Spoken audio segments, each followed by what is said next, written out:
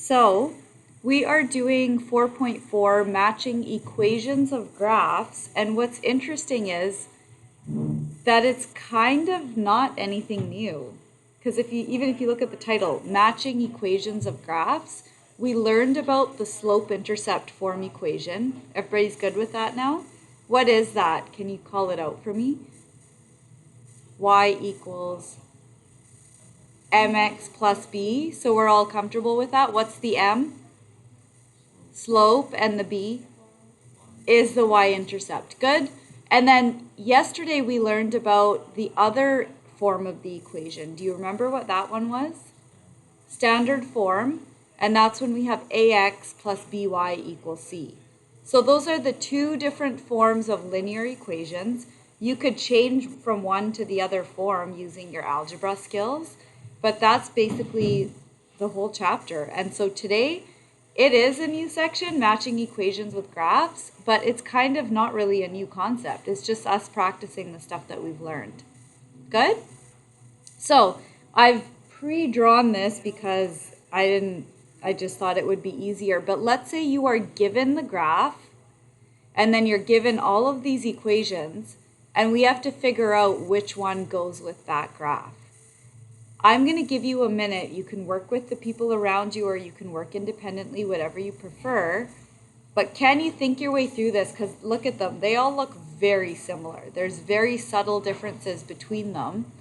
Can you look at this graph and figure out which equation must be the one that goes with this?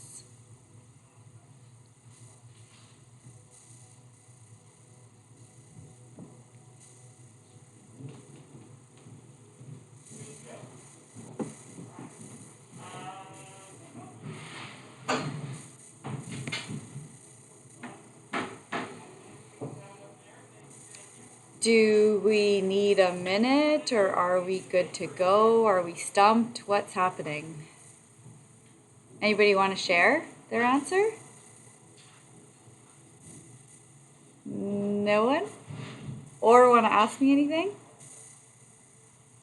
Oh, it's one of those days. Should we just go through it together? Okay, let's do it.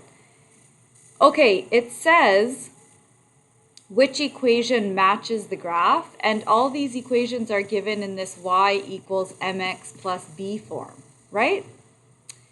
So by looking at my graph, I know that b is the y-intercept. By looking at the graph, can you tell me where the y-intercept is? It's at plus 2, right? So we know that that's our b value. So right away, if we have something like this with a bunch of choices, do you see that I can just cross off d? That one has a y-intercept of plus 3, so this is not possible, right? So we can use the process of elimination to start to narrow things down. And then the other thing that we would look at is the slope. Yes?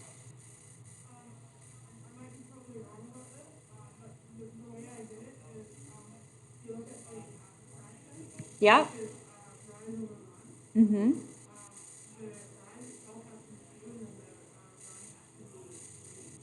Okay, so to get from, remember we read it like a book, so we go from left to right. So if we take this point as our starting point, and then we're working towards this point, we'd have to go up 2. Everybody good with that? And then from there, we would go over 3 to the right. Therefore, which of the equations must be the correct one? C. Does everyone agree with that?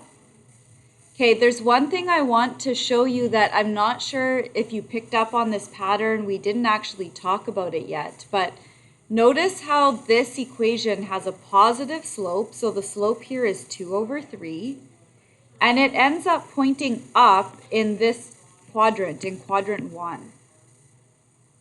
Right? You know what I mean by pointing up? So the arrow's finishing upwards in quadrant 1. If I had a negative slope, kind of like this one, it would actually be going down this way and would finish in quadrant 4. Negative slopes always end up pointing downwards in quadrant 4. That's a good thing to notice or to pick up on, because if we knew that pattern ahead of time, we could have just crossed off A right off the bat. Does that make sense to everybody? So I'm going to get rid of this. I just wanted to use it to show you. But if we have a positive slope, which B and C both did, then we know it finishes up in quadrant 1. Good? So you feel pretty confident with those? It's kind of all we're doing today. I'm going to give you a few more examples. I've picked out some that are a little bit different, or there's subtle differences. We could do the opposite. So again, I'm going to give you a minute. Take a look at these. You have 4 different graphs you could pick from. And we're trying to decide, whoops, that's not what I wanted. We're trying to decide which one goes with the equation x plus y equals -2. This one's a little bit different because the equation's not in slope-intercept form. We have some options here. You could change this to slope-intercept form using your algebra skills, or we could look for the x and y intercept and use that to find which graph matches with this. Do you have a preference? Anybody care? Does it make a difference? Okay. Let's use the intercept method. So by looking at this, if I plug in 0 for x, what is my intercept? My y-intercept? -2. Everybody get that? If I had plugged in 0 here for x, y would be -2. So which ones can I cross off because they don't have a y-intercept of -2? C is gone. And that's it? Sorry? So the intercept is at y equals -2, so we can get rid of C, right? Because the intercept at that one is at +2. Okay, so we're down to 3 graphs. Then, what if instead we plug in a 0 for y to get the x-intercept? Where is the x-intercept? X is also equal to -2. So we can cross off that one. We can cross off that one. What does the answer have to be? It has to be B. Do we see that process? Let's say I didn't want to do it that way. Let's say I wanted to change it into slope-intercept form.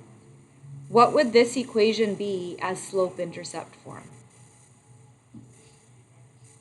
Slope-intercept form always has y by itself. So I'd have to take the x and move it to the right side of the equation. What would x become on the right side of the equation? Or how do I move it? Minus x. Are we all good with that? So if there's just an x here, nothing written in front, that means it's a plus x. The opposite would be minus x. So y equals minus x minus 2. Do you see how we got that? That would be the equation in slope-intercept form. So we would have been able to get that y-intercept from there. But if it says -x, what is the slope? What could I say that the slope is? We're used to rise over run. If you just see a negative written there, how can I rewrite that? If there's just a negative in front of the x, what number is that actually? It's actually -1, but we like rise over run. So do you see I could write it as -1 over 1? Or I could write 1 over -1 and it would be the same thing. Make sense? So do you see that I could have used that process instead to figure out which one it's going to be? And then I could look for like which one has -2. And then if the slope is -1, it would go down 1 and then over 1. Right? So we'd find the same end result. Questions? So far we're good? Okay. Match the equation with the graph. And again, I'm going to give you a minute to see if you can figure out the appropriate one.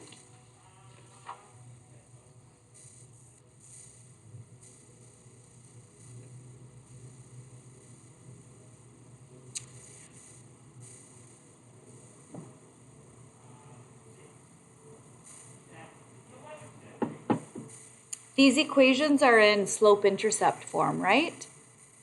So by looking at the graph, which one is the y-intercept? -7 is the y-intercept. Are we all good with that? Which ones can we cross off? A and B are gone, so we're narrowing it down. Does this graph, just by looking at it, does it have a positive slope or a negative slope? Do we see the reason it's positive? It's finishing up here in quadrant 1, so it's got to be a positive slope. So I don't even need to calculate what the slope is. Which one does it have to be? C's got to be the answer, right?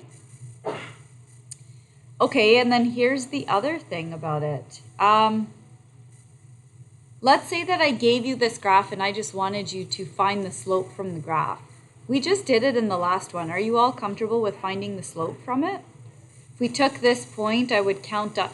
You'd want to look for points that are right on a corner or right on a whole number, easy to read.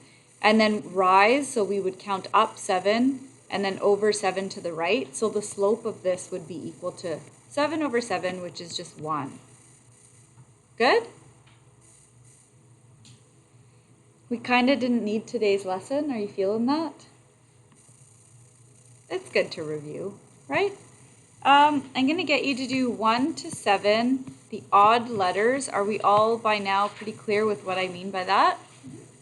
Good.